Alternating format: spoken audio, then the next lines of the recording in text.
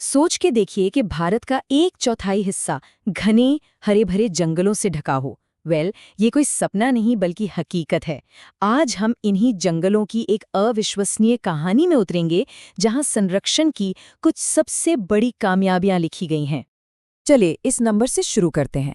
8 लाख वर्ग किलोमीटर से भी ज्यादा, मतलब ये इतना बड़ा एरिया है कि इसमें जर्मनी और पोलैंड जैसे देश आराम से समा जाएं। ये दिखाता है कि भारत का ग्रीन कवर असल में कितना विशाल है। और यहाँ एक बहुत दिलचस्प बात है। देखिए, एक ऐसी दुनिया में जहाँ जंगल कटना एक बड़ी चिंता का विषय है, वहीं भारत का ग्रीन कवर असल में बढ़ रहा है। और ये दशकों की मेहनत, बड़े पैमाने पर पेड़ लगाने के प्रोग्राम्स और सही नीतियों का नतीजा है। तो ये तो हो गए आंकड़े, लेकिन जमीन पर इसका क्या मतलब है? चलिए इन आंकड़ों से आगे बढ़ते हैं और भारत के अलग अलग जंगलों की एक यात्रा पर निकलते हैं, ये देखने के लिए कि वो असल में दिखते कैसे हैं और उनकी कहानियां क्या हैं।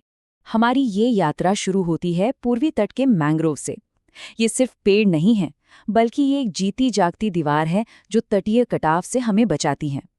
एक तरह से कहें तो ये हमारे तटों के असली गार्ड हैं।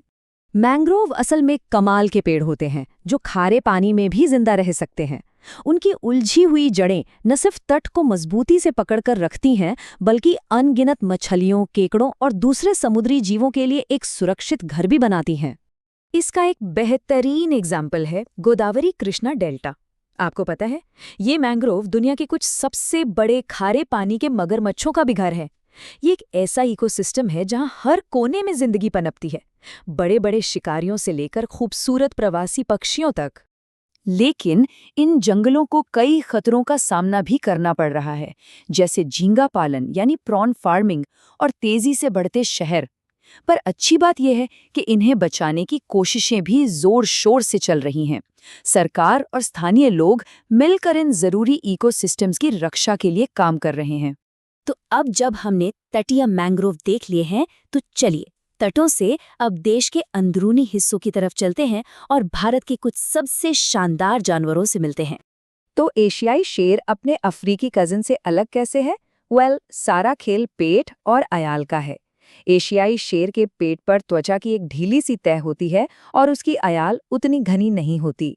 छोटे छोटे फर्क हैं, पर यही उन्हें खास बनाते हैं। और यही बात गुजरात के गिर नेशनल पार्क को इतना यूनिक बनाती है।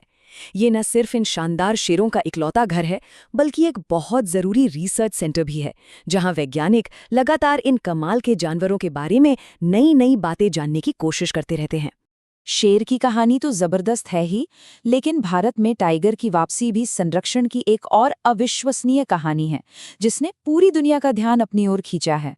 प्रोजेक्ट टाइगर की ये जो कामयाबी है ना, ये दशकों की कड़ी मेहनत, समर्पित लोगों और स्थानीय समुदायों के सहयोग का नतीजा है। सोचिए, 2006 में हम सबसे निचले स्तर पर थे और आज देखिए, ये संख्या 3 गुना से भी ज्यादा हो चुकी है। वाकई क्या कमाल की वापसी है। ये सिर्फ नंबर नहीं है, ये जिम कॉर्बेट, बांदीपुर और नागरहोल जैसी जगहों पर उम्मीद की कहानियां हैं। ये दिखाती हैं कि जब हम मिलकर काम करते हैं तो क्या कुछ हासिल कर सकते हैं। बड़ी बिल्लियों की दुनिया से अब हम रुख करते हैं हिमालय की ऊंचाइयों का, जहां जंगल एक बिल्कुल अलग और बेहद खूबसूरत रूप ले लेते हैं। सोचिए, आप एक पहाड़ पर चढ़ रहे हैं और हर कुछ 100 मीटर पर आपको एक बिल्कुल नया जंगल देखने को मिलता है। हिमालय में ठीक यही होता है, जहां ऊंचाई सब कुछ बदल देती है। नीचे घने सदाबहार जंगलों से लेकर ऊपर बर्फ के पास खिले एल्पाइन फूलों तक। और यहाँ के जानवर भी उतने ही अनोखे हैं। हिम तेंदुआ, जो इतना मुश्किल से नजर आता है कि उसे पहाड़ों का भूत भी कहा जाता है, और कस्तूरी मृग, जो अपनी कीमती कस्तूरी के लिए जाना जाता है। ये सभी जीव इस मुश्किल माहौल में रहने के लिए पूरी तरह ढल चुके हैं। जरा सोचिए कि ये जंगल एक बहुत बड़े स्पंज की तरह है। जब मानसून की बारिश होती है तो ये सारा पानी सोख लेते हैं और फिर धीरे धीरे इसे गंगा और यमुना जैसी नदियों में छोड़ते हैं, जो करोड़ों लोगों को पीने का पानी और जिंदगी देती हैं। तो हमने भारत के जंगलों की एक कमाल की यात्रा की है ना? तटों से लेकर पहाड़ों तक। अब जरा देखते हैं कि ये सब मिलकर क्या तस्वीर बनाते हैं और आने वाले कल के लिए इसका क्या मतलब है। ये चार्ट हमें एक बड़ी तस्वीर दिखाता है। जब हम फॉरेस्ट और ट्री कवर यानी वन और वृक्ष आवरण दोनों को मिलाते हैं तो देश का लगभग 1/4 हिस्सा हरा भरा है।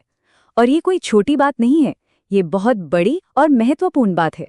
भारत दुनिया के 70% बाघों का घर है, ये तो है ही, लेकिन साथ ही ये कंजर्वेशन में एक ग्लोबल लीडर भी बन गया है, जो दूसरे देशों को अपनी कीमती वाइल्ड लाइफ को बचाने के लिए प्रेरित कर रहा है। ये सच में ऐसी कामयाबियां हैं जिनका जश्न मनाना चाहिए। हाँ, ये सच है कि चुनौतियां हैं, लेकिन जैसा हमने देखा, उम्मीद भी उतनी ही पक्की है। भारत ने बार बार दिखाया है कि विकास और संरक्षण साथ साथ चल सकते हैं। भविष्य इसी बात पर निर्भर करता है कि हम इस नाजुक संतुलन को कैसे बनाए रखते हैं और कामयाबी की इन कहानियों को कैसे आगे बढ़ाते हैं।